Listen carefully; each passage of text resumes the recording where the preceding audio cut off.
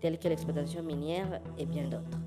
À cette époque, il était impliqué dans la mobilisation des jeunes et la communication politique.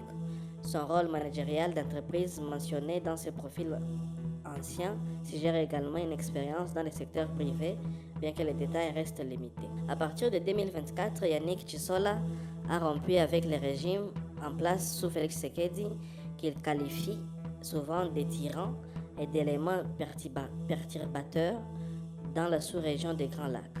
Il a rejoint l'Alliance Fleuve Congo AFC, une coalition politique et militaire dirigée par Corneille Nangaa, ancien président de la Commission électorale nationale indépendante CENI.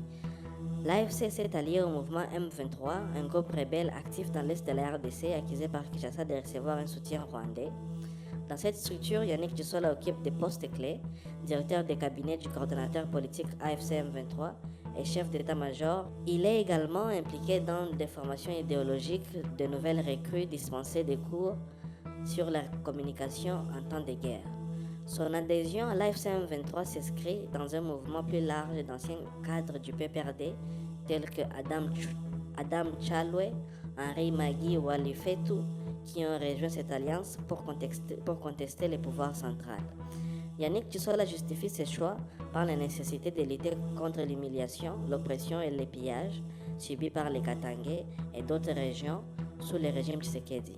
Il prend le fédéralisme comme solution pour accélérer le développement équilibré du pays, affirmant qu'aucune province n'est pauvre et que la RDC deviendra la République fédérale du Congo. Ces discours soulignent la résilience des leaders comme le général Sultani Makenga, qu'il décrit comme un génie de l'art de la guerre.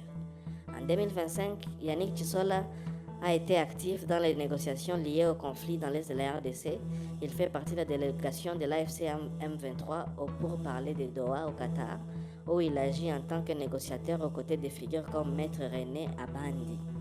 Ces discussions impliquant des représentants de la RDC et du Rwanda visent à résoudre les tensions, mais ont été marquées par des blocages, notamment sur la libération des prisonniers politiques.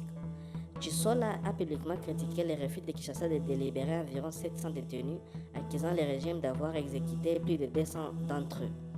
Sur le terrain,